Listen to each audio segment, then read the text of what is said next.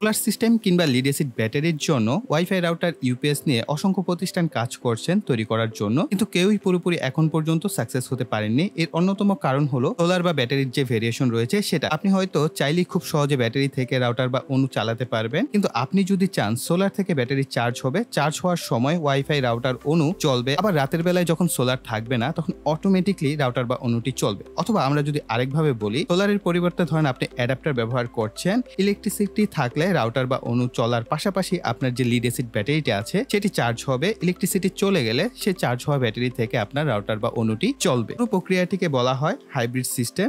বলতে পারেন আমি এর নাম দিয়েছি wifi router hybrid UPS system. প্রিয় ভাইরা, বুঝতেই পারছেন খুবই চমৎকার একটি ভিডিও হতে যাচ্ছে, তার জন্য অবশ্যই মনোযোগ সহকারে ভিডিওটি দেখবেন এবং ভিডিওর বিভিন্ন অংশে কিন্তু বিভিন্ন ধরনের ইনফরমেশন রয়েছে যেগুলো আপনাদের বিভিন্ন কাজে লাগতে পারে।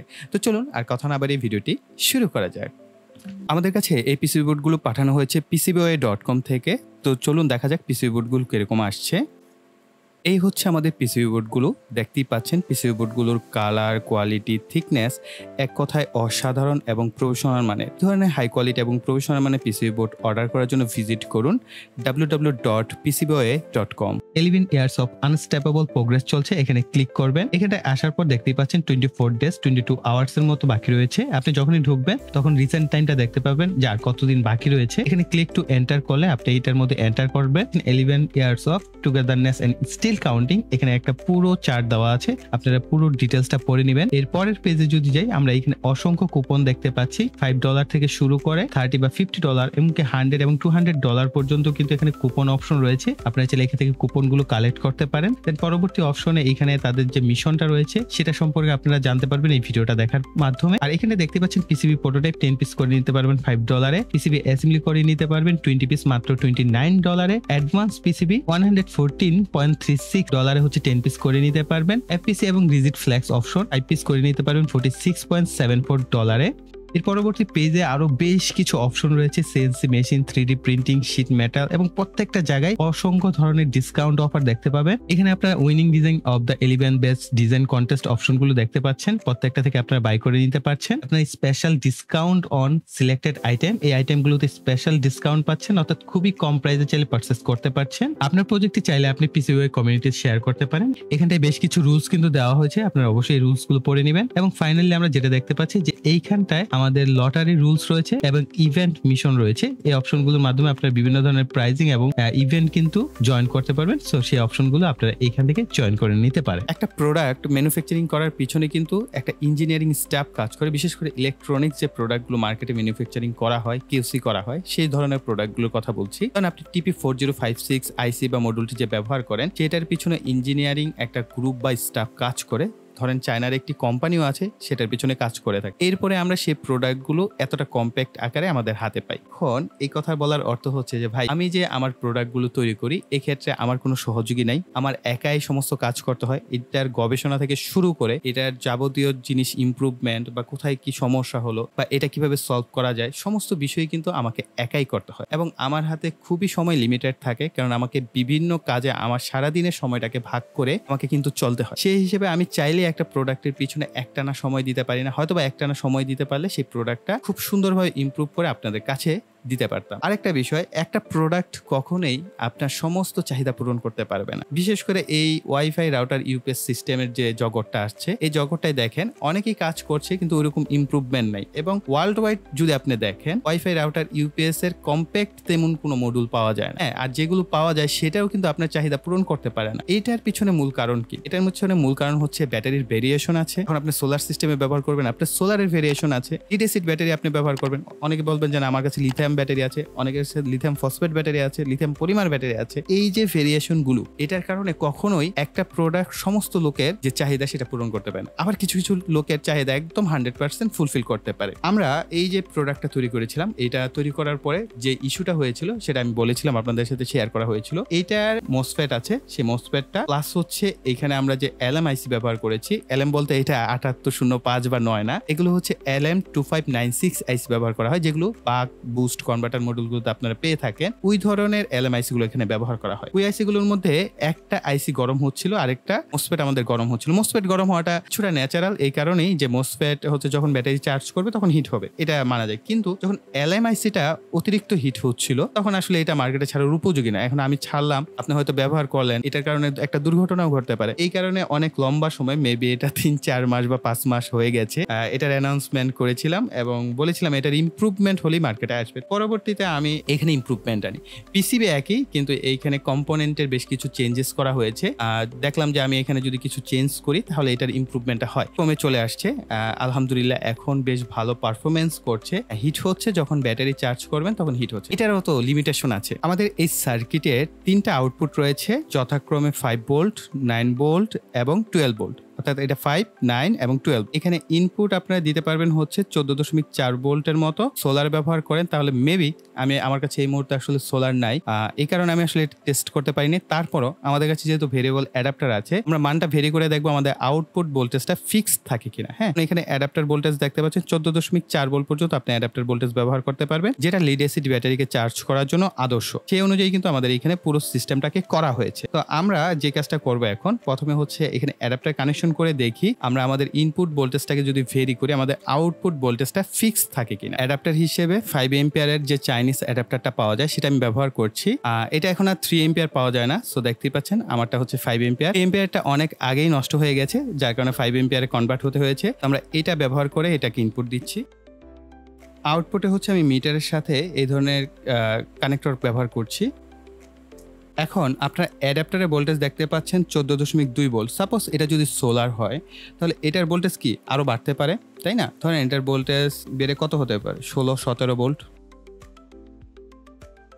তবে আমি আপনাদেরকে রিকমেন্ড করব, যদি আপনারা সোলার ব্যবহার করেন অবশ্যই একটা বাক কনভার্টার ব্যবহার করে সেটাকে যদি আপনি কমিয়ে 14 ভোল্ট বা 15 ভোল্টের মধ্যে রাখেন, আই থিঙ্ক আমাদের এই মডিউলটা বা সার্কিটটা সেফ থাকবে, প্লাস আমাদের যে আউটপুট লোডগুলো আছে সেগুলো সেফ থাকবে। দেখেন 16 ভোল্টের উপরে দিয়েছি, আরো বেশি উপরে দেওয়া যাক, 17 ভোল্ট দিয়েছি, এখনো ফিক্সড আছে। আমি 17.6 ভোল্ট দিলাম, ঠিক আছে? এটা দিয়েও কিন্তু চলছে। আবার অনেক ক্ষেত্রে যেটা হয়, আপনারা যারা হাইব্রিড সোলার সিস্টেম ব্যবহার করে তাদের কিন্তু এত ভেরিয়েশন হয় না, ফিক্সড ভোল্টেজ থাকে, 14 ভোল্ট বা 15 ভোল্টের মতো ফিক্সড থাকে। আপনি সেটা হচ্ছে সূর্যের আলো কম হোক বা বেশি হোক, সে নির্দিষ্ট একটা ভোল্টেজ কিন্তু দেয়। ওই ধরনের সোলার হলে এই ধরনের সার্কিট পারফেক্ট, আপনি কোনো অসুবিধা নেই, ব্যবহার করতে পারবেন। কিন্তু সস্তা বা কম দামি যেগুলো আছে খুব বেশি ভেরিয়েশন করে, বা ছোট সাইজের সোলার প্যানেল, সেগুলো আসলে খুব সমস্যা। আর সোলার প্যানেল অবশ্যই অতটুকু ক্যাপাসিটি থাকতে হবে, সেটা যেন অন্তত 5 থেকে 7 এম্পিয়ার ফিক্সড ভাবে আউটপুট দিতে পারে, ওই ধরনের সোলার আপনি ব্যবহার করতে পারবেন। তাহলে আপনি সোলার থেকে সরাসরি চাইলেও আপনার লোডটাকে ব্যবহার করতে পারছেন এবং আপনার ব্যাটারিও চার্জ হচ্ছে। তারপর আমরা দিলাম যে এটা 10 ভোল্টের মতো চলে আসতে পারে বা 9 ভোল্টও চলে আসতে পারে। এই যে দেখেন আমরা 11 ভোল্ট দিয়েছি, আমাদের আউটপুট কিছুটা কমেছে। তো আমরা আরেকটু কমাই, 10.8 ভোল্ট, ঠিক আছে? আমরা আরেকটু কমিয়ে দেখি 10 ভোল্ট। এখন দেখেন 10 ভোল্টও 12.28 ভোল্ট, অর্থাৎ 12.3 ভোল্ট এখন পর্যন্ত আছে, বা আমরা ধরতে পারি 12.2 ভোল্টে আছে। অ্যাকুরেটলি আমরা আউটপুটটা পাচ্ছি যদি আমাদের সোলার ব্যবহার করি। এখন সোলার সিস্টেম আমার কাছে আসলে বড় সাইজের সোলার নেই, আমার কাছে যে সোলার আছে সেটা আউটপুট দিতে পারে 1 এম্পিয়ারেরও অনেক কম। এই কারণে আমি সেটা দিয়ে টেস্ট করতে পারছি না। যদি টেস্ট করতে পারতাম তাহলে আমি আপনাদের কনফিডেন্ট সহকারে বলতে পারতাম হ্যাঁ ভাই 100% কাজ করবে। এই কারণে আপনাদের কাছে যাদের সোলার সিস্টেম আছে তারা অবশ্যই আমাদের যে পেজ আছে পেজে নক করবেন, তাদের সাথে আমি কথা বলে হয়তো বা 2-1টা রিভিউ ইউনিট তাদের কাছে আমি হয়তো পাঠাবো। পাঠানোর পর তারা আমাকে সঠিক রেজাল্টটা জানাতে পারবেন যে হ্যাঁ ভাইয়া যদি আপনি পারফেক্টলি কাজ করছে বা কাজ করে নাই। অর্থাৎ কিউসি টেস্ট আমাকে এইভাবেই করতে হচ্ছে। তো এইভাবে যখন কিউসি টেস্ট আমাদের হয়ে যাবে, এরপর আপনারা মার্কেট হয়তো এই প্রোডাক্টটা পেতে পারেন। তো যাই হোক, আমরা 12 ভোল্ট দেখলাম, তো এখন বাকি ভোল্টেজ গুলো একটু চেক করা দরকার না, যে 9 ভোল্টের কি অবস্থা। তো 9 ভোল্ট 9.10 ভোল্টেজ আছে বা 11। এরপর রয়েছে 5 ভোল্ট 5.11 ভোল্ট। তো যাই হোক, আমরা এখানে দেখতে পেলাম যে আমাদের আউটপুটগুলো ফিক্সড আছে। আমরা যে টেস্টটা করব সেটা হচ্ছে যে আমাদের ব্যাটারিও কানেকশন থাকবে এবং আমাদের অ্যাডাপ্টারও কানেকশন থাকবে, অর্থাৎ চার্জিং অবস্থায় থাকবে। ওই অবস্থায় আমাদের যে অনু রাউটার আছে সেগুলো রিস্টার্ট নিবে কিনা। তো এই মুহূর্তে আমার কাছে আসলে 9 ভোল্ট বা 12 ভোল্টের কোনো অনু রাউটার সিস্টেম নাই, আমি অর্ডার করব খুব শীঘ্রই। সেগুলো আসলে আমরা সেগুলো সহ দেখাবো। এখন আমার কাছে 5 ভোল্টের একটা রাউটার আছে, এটা আমরা টেস্ট করে দেখবো যে সেটা আসলে রিস্টার্ট নেয় কিনা। তার আগে আমরা আমাদের যে অ্যাডাপ্টারের ভোল্টেজ, ধরেন আপনি লিড অ্যাসিড ব্যাটারি ব্যবহার করবেন, তাহলে তো আপনার যে চার্জার সেটা হচ্ছে 13.6 বা 14.2 বা 14.4 ভোল্টের মতো হতে পারে। তো আমরা এখানে সেই অনুযায়ী ভোল্টেজ লেভেলটা সেট করলাম 14.32, যাই হোক এটা আবার অ্যাডাপ্টার কিছুটা কমবে যখন আমরা চার্জে দিব। আচ্ছা, ব্যাটারি কত ব্যবহার করবেন সেটা একটু বলে দেই। আমি এখানে হাই পাওয়ারের 7.5 এম্পিয়ার আওয়ারের ব্যাটারি ব্যবহার করছি। আপনারা সর্বোচ্চ 35 থেকে 40 এম্পিয়ার আওয়ারের ব্যাটারি ব্যবহার করতে পারবেন এই ডিভাইসটার সাথে। এবং 100 এম্পিয়ার বা 200 এম্পিয়ার কেন ব্যবহার করা যাবে না, এবং আপনি যদি চান যে হ্যাঁ ব্যবহার করতে, সেই ক্ষেত্রে ব্যবহার করতে পারবেন। ধরেন আপনার যে ব্যাটারিটা আছে এটার চার্জিং কন্ট্রোলার আছে, চার্জ কন্ট্রোলার আছে, ঠিক আছে। এখন আপনি সেই ব্যাটারি থেকে একটা রেফারেন্স নেবেন এবং আপনি সোলার থেকে চিকন দুইটা তার দিয়ে একটা রেফারেন্স নিতে পারেন। সেটা আপনি এখানে ইনপুট দিলেন, সেক্ষেত্রে আপনি 200 ভোল্ট দিয়েও ব্যবহার করতে পারবেন। আবার ধরেন আপনি ইলেকট্রিসিটিতে ব্যবহার করতে চাচ্ছেন, আপনার চার্জারের যে আছে সেখান থেকে দুইটা এক্সট্রা তার বের করতে হবে, একটু মানে ঝামেলা করতে হবে। তখন হচ্ছে আপনি জাস্ট সেন্সর হিসেবে আপনি এখানে অ্যাডাপ্টারটা ব্যবহার করবেন। আর ব্যাটারি তো আপনার কন্ট্রোলারই চার্জ করবে, তাই না? তখন আপনি ব্যাটারি থেকে এখানে ব্যাটারি কানেকশনগুলো দিয়ে দিবেন, তাহলে আপনার অন্য রাউটার অটোমেটিকলিও চলবে। যদি আপনি চান যে না এই সার্কিট থেকেই চার্জ হবে, এখানে কিন্তু কোনো অটো কাট নাই, সার্কিট থেকে জাস্ট চার্জিং পোর্ট অ্যাডাপ্টার থেকে চার্জার সরাসরি কানেকশন হবে। এই ক্ষেত্রে যদি চান যে না আপনি এই পুরো এই সার্কিট হয়ে চার্জ হবে, সেই ক্ষেত্রে আপনি সর্বোচ্চ 35 থেকে 40 এম্পিয়ার ব্যাটারি ব্যবহার করতে পারবেন। তবে এই ধরনের ইউপিএস এর যে ব্যাটারিগুলো আছে এগুলো কিন্তু ছোটখাটো সোলার সিস্টেমে ব্যবহার করা হয়, আপনি এগুলো অনায়াসে ব্যবহার করতে পারবেন। এইগুলো ব্যবহার করতে কোনো অসুবিধা নেই। বি প্লাস এবং বি মাইনাস লেখা রয়েছে, এখানে হচ্ছে ব্যাটারির কানেকশনটা করতে হবে। এই সার্কিটে না ইমপ্রুভমেন্টের কিন্তু অনেক অংশ রয়েছে। আমাদের এখানে কোনো এলইডি বাতি নাই, অর্থাৎ ইন্ডিকেটর বাতি নাই, যার কারণে আমরা সহজে বুঝতে পারছি না যে আমাদের এখানে ব্যাটারি কানেকশন আছে কিনা, আমাদের সার্কিটটা পাওয়ার পেয়েছে কিনা। এখানে আমরা পরবর্তীতে এটার আপডেট করব যখন আমরা এটার আপডেট কোনো মডিউল অর্ডার করব বা সার্কিট অর্ডার করব। তো এখানে আমরা আউটপুটটা চেক করি, অ্যাডাপ্টারটা অফ করে দেখি আউটপুট ঠিকঠাক থাকে কিনা। এখন হচ্ছে ব্যাটারি থেকে চলছে এবং আমরা পাওয়ার দিয়ে দিলাম। এখন আমাদের অ্যাডাপ্টার থেকে চলছে, অর্থাৎ আমাদের ব্যাটারিও চার্জ হচ্ছে, পাশাপাশি আমাদের আউটপুট লোডও চলছে। যে রাউটারটা আছে আমার, সেটা আমি ব্যবহার করব। রাউটার বা অনুটি থাকবে, সেটার পিছনে আপনি লেখা দেখতে পাবেন যে সেটা আপনার কত ভোল্ট বা কত এম্পিয়ারে চলে। কেবলটাকে আমি এখানে ইনপুট করে দিচ্ছি। এটা রাখার আসলে জায়গা নেই, আমি তাই ব্যাটারিটার উপরে রাখছি, তাহলে আপনারা ক্লিয়ারলি দেখতে পাবেন যে কি ঘটছে। আমরা এখানে 5 ভোল্ট থেকে আউটপুটটা কানেকশন করে দিব।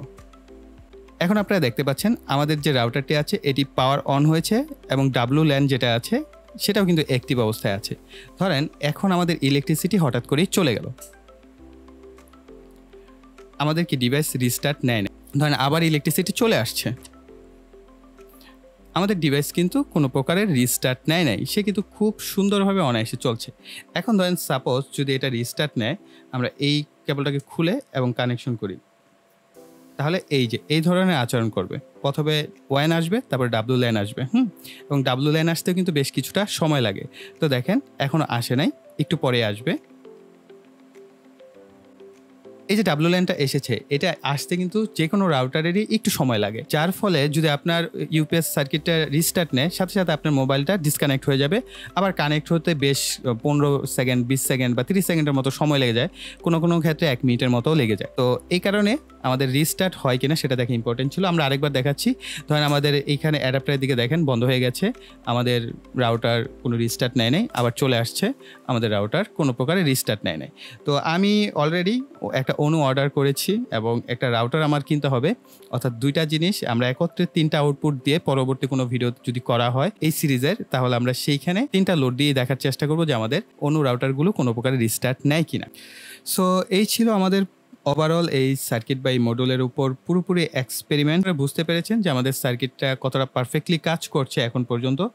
এরপরও এটার নিয়ে আরও বেশ কিছু লিমিটেশন আছে, এটাকে নিয়ে আমার আরও বেশ কিছু কাজ করা বাকি আছে। এই কারণে এটা এখন আপনারা হয়তো মার্কেট প্লেসে পাবেন না। মার্কেট প্লেসে যখন পাবেন তখন অ্যানাউন্সমেন্ট জানিয়ে দেওয়া হবে যে কোন কোন শপে আপনারা পাবেন এই প্রোডাক্টটা। অল্প সংখ্যা যখন আপনি তৈরি করবেন, সেই প্রোডাক্ট কিন্তু মার্কেটে ছাড়তে গেলে আপনাকে অনেক বেশি প্রাইসে ছাড়তে হবে। যখন আপনি এটা অসংখ্য পরিমাণে অর্থাৎ অনেক বেশি পরিমাণে করবেন, তখন কিন্তু সেটা ম্যানুফ্যাকচারিং করলে সেটার প্রাইসটা কমে আসে। এটা অবশ্যই প্রিয় ভাইরা মাথায় রাখবেন যে আপনাদের চাহিদা কিরকম সেটা অবশ্যই কমেন্ট সেকশনে জানাবেন, এবং এটার আউটপুট রেজাল্ট কিরকম পাই সেইটার উপর ডিপেন্ড করে এটা মার্কেটে আসবে কি আসবে না সেটা মূলত নির্ভর করবে। আমাদের এই ভিডিও এই পর্যন্তই। আপনাদের লাইকের যে মাইল ফলক ইনশাল্লাহ আপনারা সেটা পূরণ করে দিবেন, এটা আমি সবসময় বিশ্বাস করি। এবং এই ধরনের কাজগুলোর পিছনে ভাই অনেক এফোর্ট দিতে হয়, সেটা আপনারা বুঝেন। যারা এই ধরনের এক্সপেরিমেন্ট বা গবেষণা করেন তারা খুব ভালোভাবেই জানেন যে কত ধরনের সমস্যার সম্মুখীন হতে হয় এই ধরনের একটা প্রোডাক্ট তৈরি করতে। তো তার জন্য অবশ্যই ভিডিওতে লাইক, কমেন্ট এবং শেয়ার করবেন। আর যারা এখনো চ্যানেলকে সাবস্ক্রাইব করেনি, চ্যানেলকে সাবস্ক্রাইব করে পাশে বেল বাটনটি অ্যাক্টিভ করে দিবেন পরবর্তী ভিডিওর নোটিফিকেশন পাওয়ার জন্য। সেই বলে এখানে বিদায় নিব। সকলে ভালো থাকবেন, সুস্থ থাকবেন, টাটা।